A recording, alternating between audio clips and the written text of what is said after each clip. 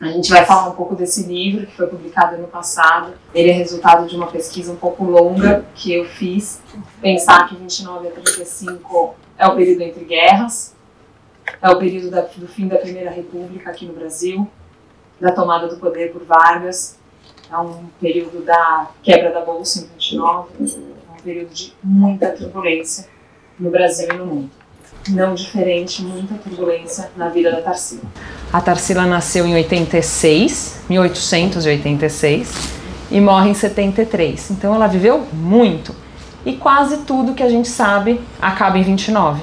Eu falei, puxa vida, né?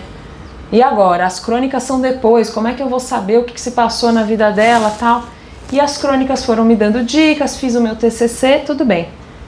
Quando terminei o TCC, eu falei, olha, isso dá um material que dá para um livro, né? Muito legal. A ideia original era fazer toda a segunda parte da vida da Tarsila, mas tinha um gancho aqui nesse livro da Aracy, que era um comentário da Tarsila, que ela falava que ela se recusava a falar do que aconteceu de 30 a 35. Ela não queria falar nada sobre isso.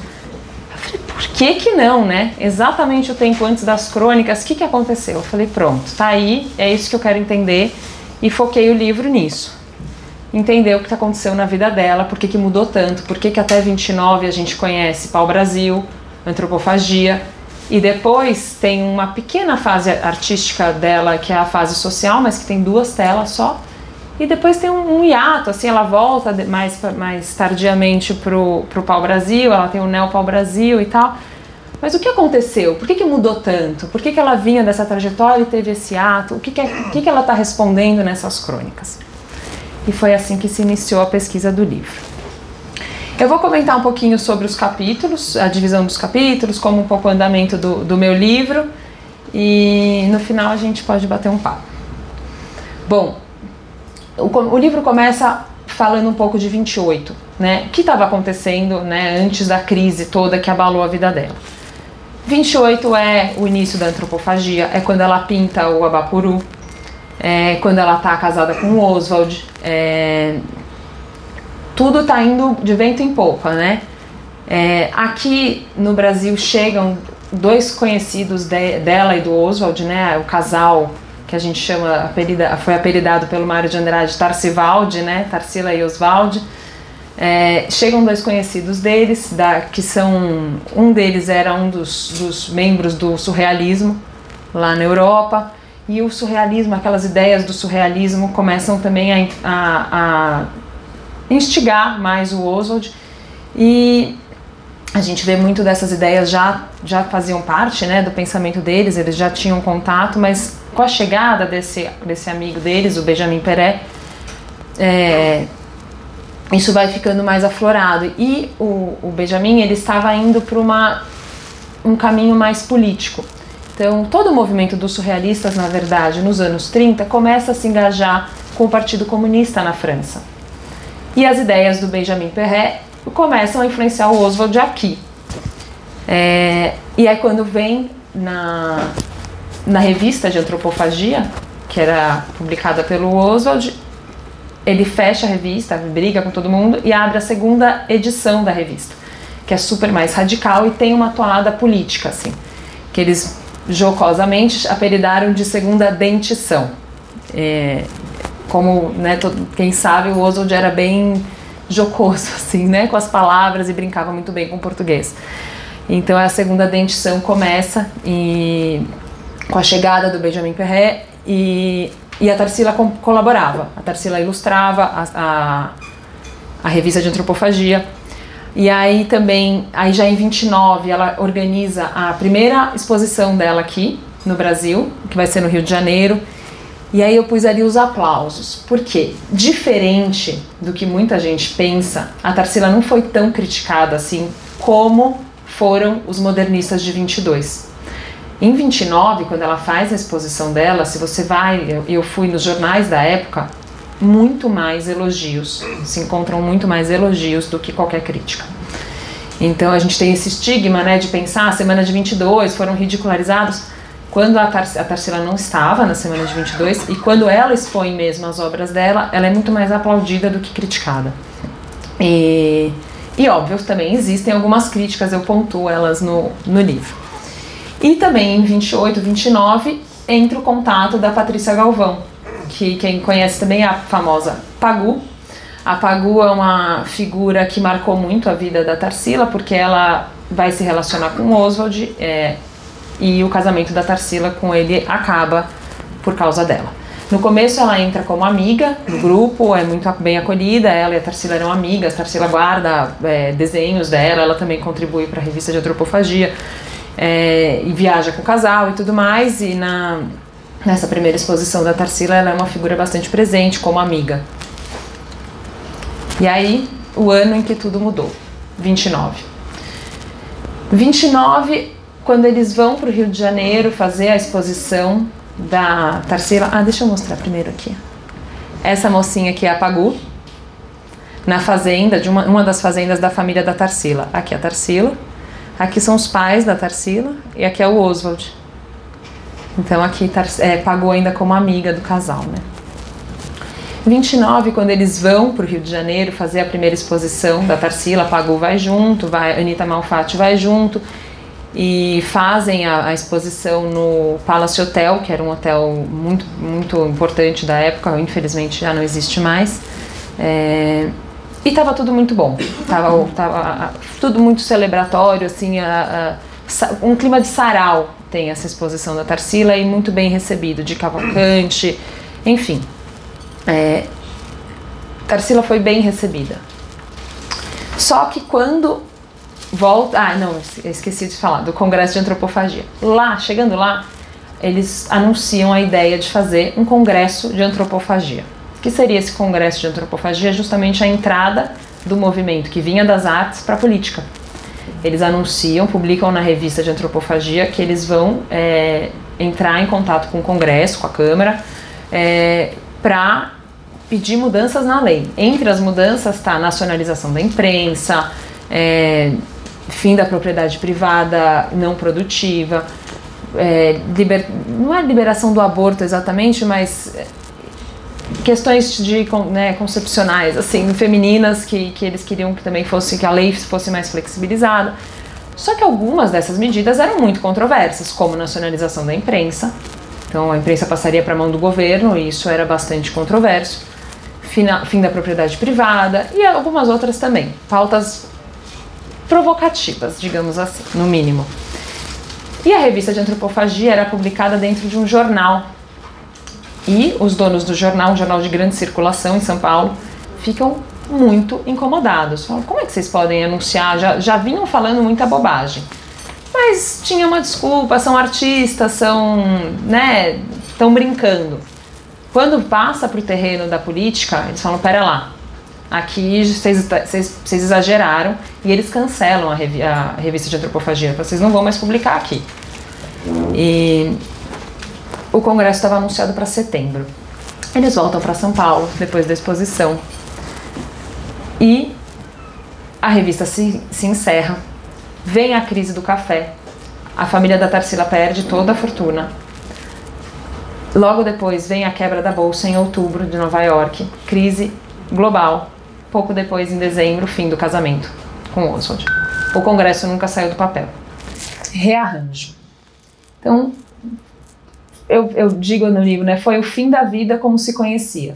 A Tarsila vinha de uma família abastada, tradicional, donos de muitas fazendas de café, tinha uma estabilidade do relacionamento já há alguns anos, tinha uma certeza ali de onde ela pertencia, ao lado do Oswald e tudo mais, que isso, de repente, tudo, o chão dela cai, tudo acaba. Não tem mais dinheiro, a família perde a fazenda onde ela morava mesmo é apreendida pelo governo, o fim do casamento, com uma traição, com uma amiga, assim, um momento muito complicado.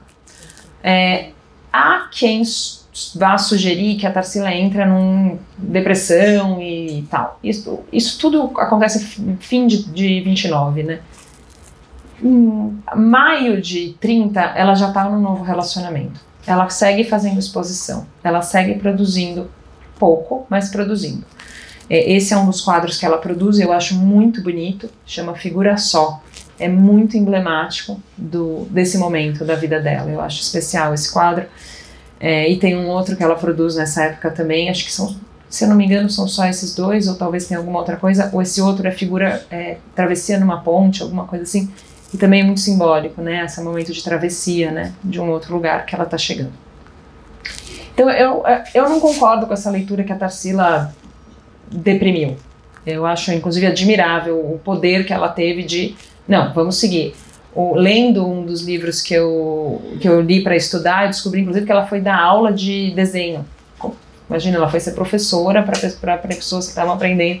Então, alguém que não estava muito importada, se importando muito em manter um status, ela falou, tá bom, a vida mudou, bola para frente, vamos, né, fazer o que for possível. Ela também assume um papel de diretora na Pinacoteca e vai dar aula de desenho, ela vai seguindo. E conhece o Osório César, com quem ela começa a se relacionar. Em maio eles já estão juntos como um casal, em maio de 30.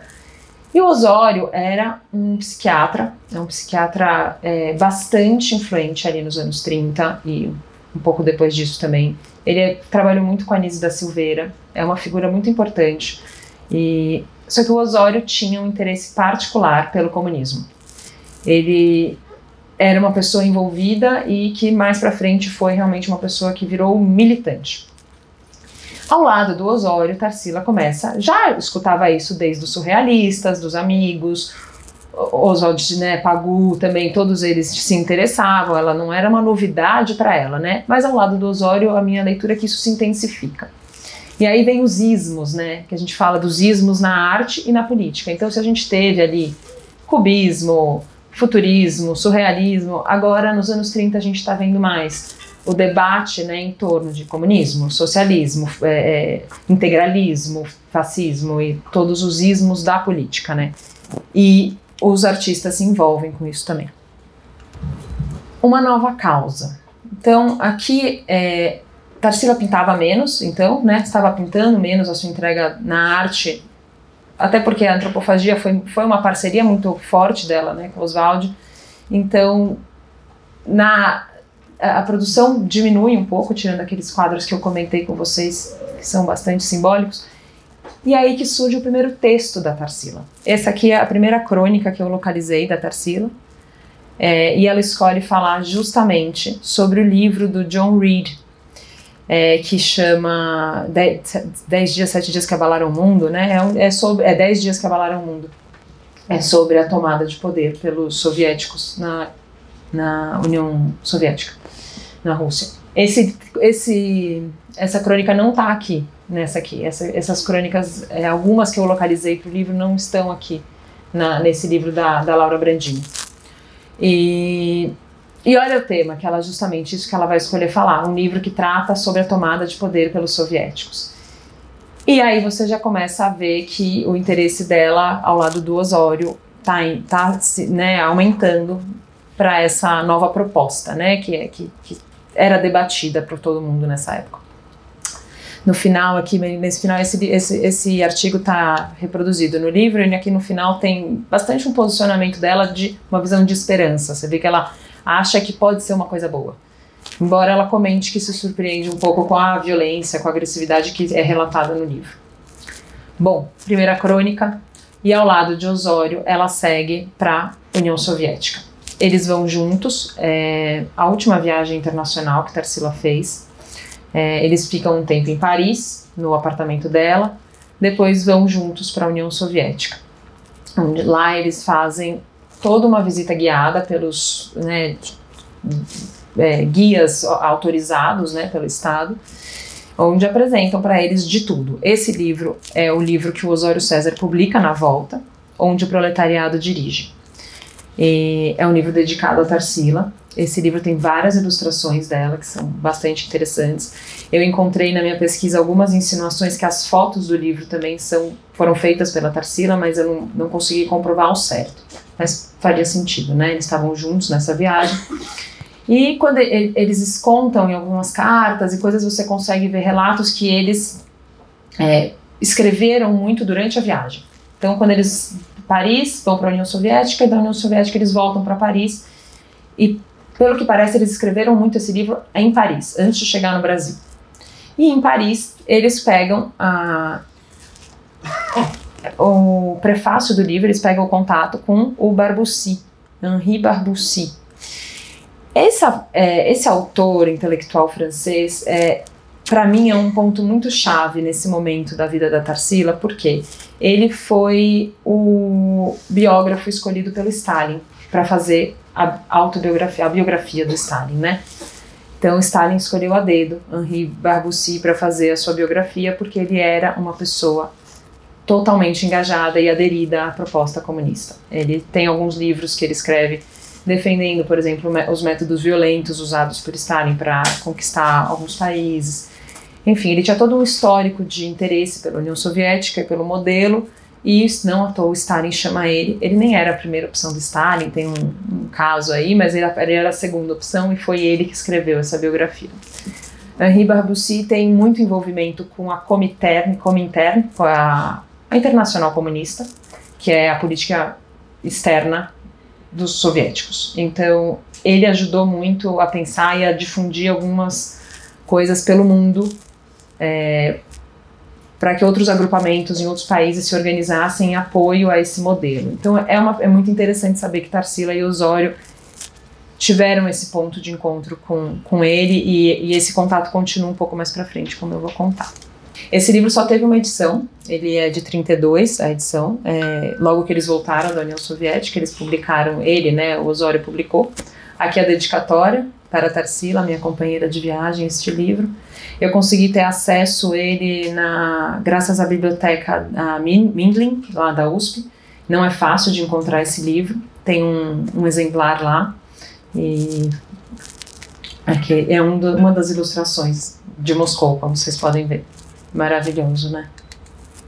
Bom, de volta ao Brasil.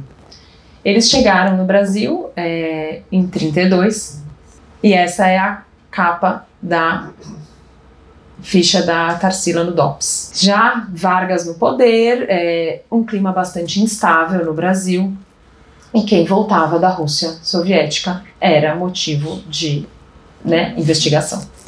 Numa das cartas que a Tarsila manda para a mãe dela, ela lá da Rússia, ela fala: estou me munindo de uma boa biblioteca marxista para estudar bastante. Então ela veio cheia de livros, ela e o Osório. A gente sabe que o Osório também pegou muito material de informativo, assim, para poder reproduzir os gráficos, as coisas que ele reproduz no livro. Então eles chegam e eles são alvo do governo. É inevitável. Ela fica presa por um dia, ele fica preso por um mês. E vocês podem ver, atividade comunista, né? Essa ficha, curiosamente, ela é de 36, aqui você consegue ver a data, não dá pra ver direito, a data anterior, em 36, essa é uma cópia. O que está no arquivo do DOPS, você pode pedir acesso, eu consegui pedir acesso, é super simples, é muito bacana, isso é bem transparente, assim. Você tem acesso, mas é uma cópia. Quase todos os arquivos da Tarsila do DOPS foram refeitos, reproduzidos, e algumas coisas estão faltando, infelizmente, na pasta dela. Bom, ela é presa, a situação no Brasil está bastante difícil, temos em 32 a Revolução Constitucionalista, porque no governo Vargas era para ser temporário, né? E não tinha uma Constituição. E eles ficam enrolando que vão fazer uma Constituição e não fazem, e gera uma grande instabilidade para o país, né? A gente sabe, né? Tendo uma Constituição, como já é difícil, né? Não tendo, então temos a Revolução Constitucionalista, e o governo acaba abafando e tudo mais, e pouco tempo depois, sim, o governo Vargas aí vai fazer a Constituição dele. Bom, aí entra o papel do DOPS, que começa a investigar a Tarsila vira uma investigada do DOPS, e essa figura aparece, que é o agente Guarani. Esse aqui, ó. O agente Guarani era um agente secreto da polícia que foi designado para investigar os artistas envolvidos com atividade política. E eu acho fascinante a história do agente Guarani.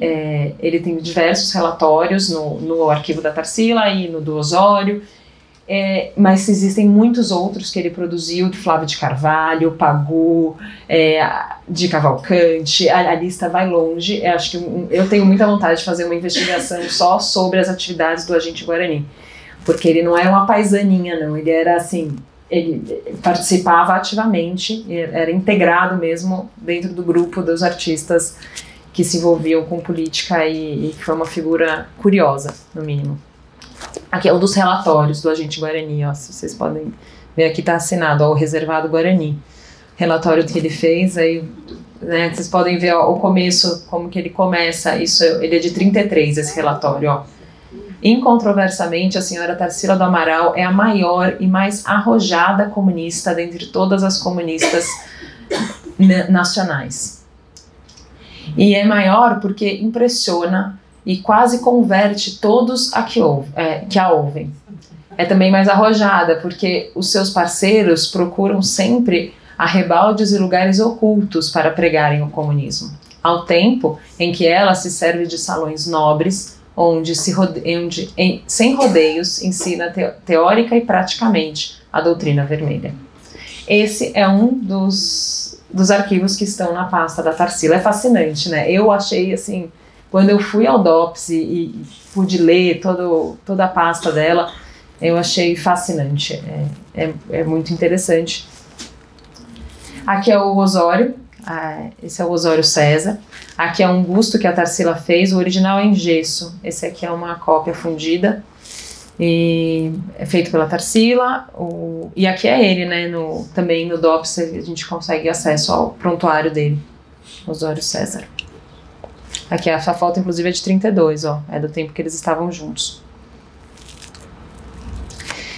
33, um dos anos mais estimulantes, ainda que tumultuados de sua vida pessoal. Esse comentário é da Araci. É isso que eu falei para vocês lá no começo, né? Assim, a Araci fala que Tarsila se recusou a falar dessa época, mas que ela tinha motivos para suspeitar que 33 realmente tivesse sido um dos anos mais tumultuados da vida dela. Embora ela, acho que até em respeito a Tarsila na época, não se debruçou tanto e adentrar, né, nesses anos. Bom, 33, o que acontece, fim de 32, né, 32 termina em outubro, a Revolução Constitucionalista é abafada, e a vida começa a voltar, assim, né, assim, notícias sobre arte estavam praticamente ausentes dos jornais, mas no fim de 32 isso começa a mudar, e aí surge o anúncio do surgimento do Clube dos Artistas Modernos, o CAM, e Tarsila faz parte, e 33 também, não sei se é fim de 32, 33 também é a SPAM, né, a Sociedade de Arte Moderna, né, eu errei alguma coisa desse anacronismo aí, mas tá bom, é a SPAM, todo mundo conhece, que é, né, o CAM e a SPAM. São dois agrupamentos de artistas ligados ao modernismo e que queriam, né, difundir o debate, né, da arte moderna no Brasil, em São Paulo principalmente. Isso fim de 32, começo de 33. O nome da Tarsila aparece no jornal, junto com o do Osório, como uma das principais figuras compondo o Comitê Antiguerreiro. O que é esse Comitê Antiguerreiro? Isso é justamente uma articulação que veio uma articulação que vem do governo soviético, da Comintern, que tenta difundir práticas similares em vários países. O Comitê Antiguerreiro ele surge em vários países como uma forma de organizar intelectuais e pessoas que queriam se posicionar a princípio contra a guerra, porém existiam outros interesses escusos também. Tarsila e Osório são um dos fundadores do comitê aqui no Brasil. Uma das atividades também deles, como representantes desse debate, né, pessoas que estavam querendo fomentar esse debate em torno da política, né, vindo da arte para a política ou da psicologia para a política, né, da intelectualidade numa mobilização política. Eles também vão participar do Congresso de Montevidéu. Esses congressos também aparecem em vários países do mundo, organizados por Henri Barbussy. Um dos mais famosos é o de Amsterdã. Eles têm o mesmo modelo, esse modelo é reproduzido, tanto do Comitê Antiguerreiro como do Congresso. São iniciativas diretas da Comintern, da Internacional Comunista, vindas da Rússia Soviética. Então, nesse momento, em 33, Tarsila está envolvida diretamente. Eu fico na dúvida o quanto ela sabia, sabe? O quanto ela tinha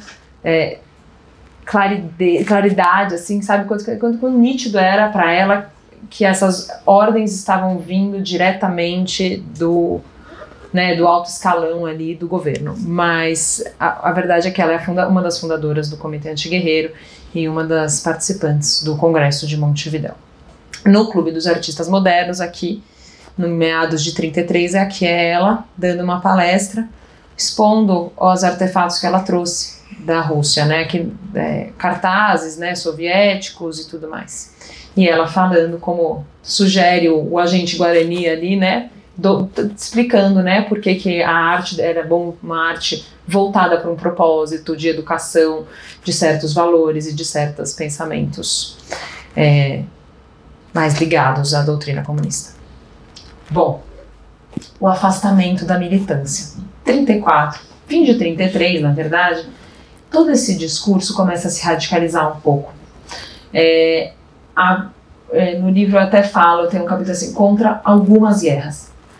Tem vários discursos e vários artigos também em jornal onde fica claro que o Comitê Antiguerreiro não era exatamente contra a guerra.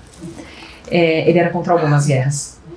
Contra as guerras dos países não comunistas, né?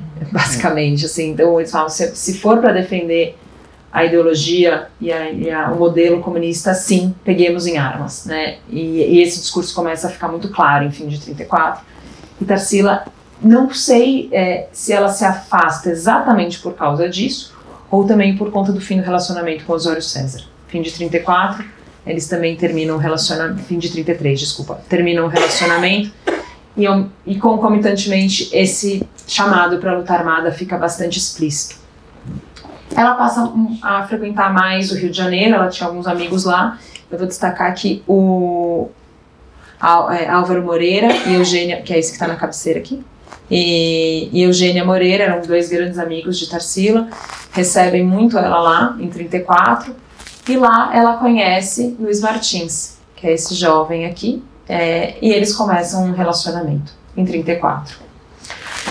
Então, esse aqui ela vem, né, vocês veem, tipo, de 29, ela tinha algum contato ali com as ideias de comunismo e tudo mais, já tinha esse contato. Em 29, ao lado do Osório, isso vai, 30, né, vai aumentando, e aí em 33, até 33 é um ano muito ativo, né, com os congressos, com o comitê. Fim de 33, isso vai arrefecendo. 34, bastante mais distante, né, do debate político. E entre a escrita e a arte eu pus ali. Por quê? 34 começa a aparecer vários artigos da Tarsila em vários veículos que não estão aqui, como eu falei, são outros também que não estão aqui nesse livro da Laura Brandini, porque eles estão esparsos em vários veículos diferentes, só que todos esses veículos são veículos de pessoas que escrevem mais ou menos alinhadas com essa causa bem progressista, ou, né, com alguns ideais também mais próximos às propostas do comunismo. Então os artigos dela vão aparecendo nessas revistas, alguns assim ao longo de 34. Então Tarsila começa a escrever mais, né? Não é algo muito assíduo, mas começa. E, aliás, depois eu vou comentar, esses artigos todos que eu consegui localizar, que não estão no livro da Laura, eu consegui graças à Hemeroteca Nacional. É um site maravilhoso, assim, que você tem a digitalização de muitos jornais antigos, e você tem uma ferramenta de busca por nome. Então, aliás, quem tiver sobrenome diferente, aqui na Hebraica muita gente tem sobrenome diferente, se você pesquisa pelo seu sobrenome, você encontra nos jornais qualquer coisa que tenha saído sobre os seus antepassados. É fantástico essa ferramenta, e é algo bastante recente, me ajudou muito na minha pesquisa. Rompimento definitivo. Aqui, assim, é o fim cabal dessa história toda para Tarsila. A acusação de espionagem. Em 35, justamente no jornal Amanhã, que tinha como um dos principais responsáveis o Álvaro Moreira, que era amigão dela.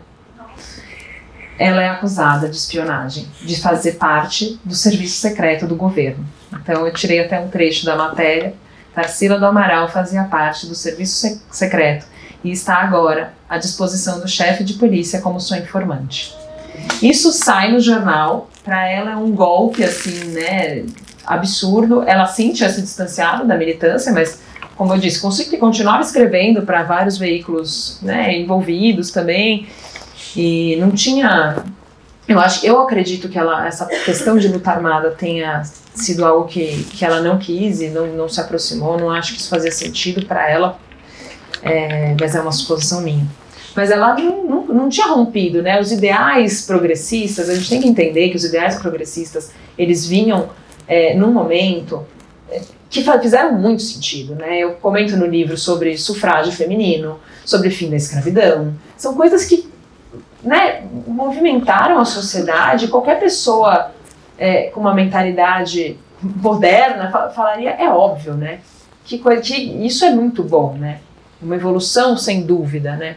Só que desses ideais progressistas você tem outras ideias que são não tão certeiras, né, são mais questionáveis, são mais controversas. Então eu acho que Tarsila continuava uma visão moderna, uma pessoa progressista, mas se afastou da militância nesse âmbito político.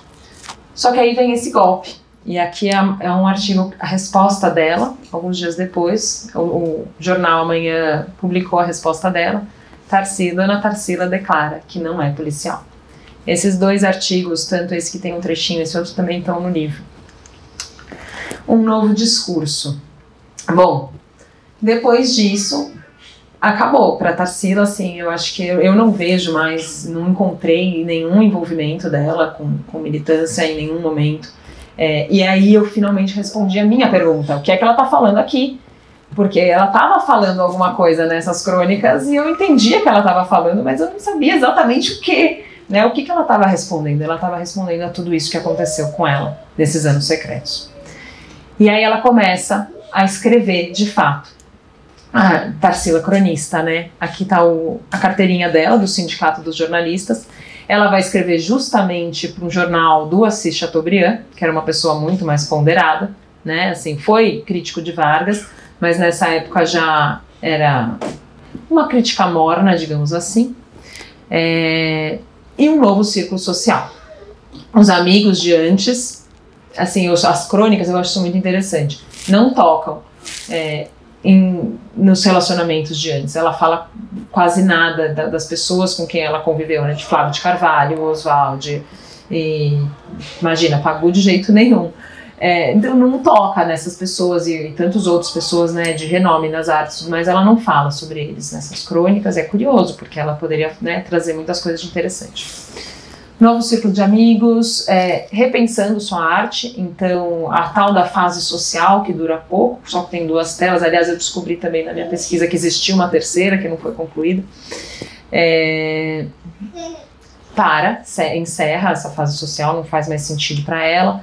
E eu acho que as crônicas, assim, essas crônicas da Tarsila, tudo que eu vejo nas biografias dela, que eu li, sempre lidaram com essas crônicas como algo que ela fez para, tipo, um ganha-pão, sabe? Para ter um dinheiro extra num momento de muita dificuldade financeira.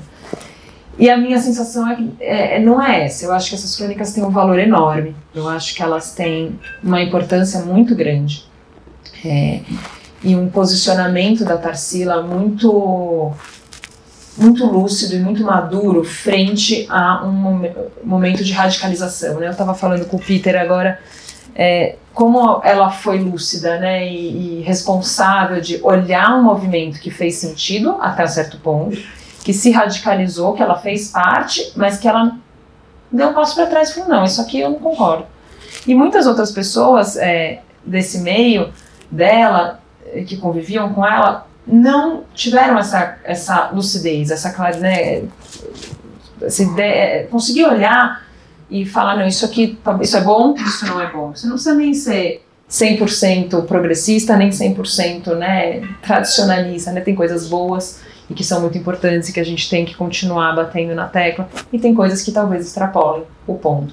Eu acho que é muito importante, eu acho admirável a capacidade dela de, primeiro, nunca ter afundado em nenhum desses momentos de crise, e tendo lidado com a radicalização do próprio pensamento, tendo sido capaz de depois dar um passo atrás e falar, não, isso não concordo.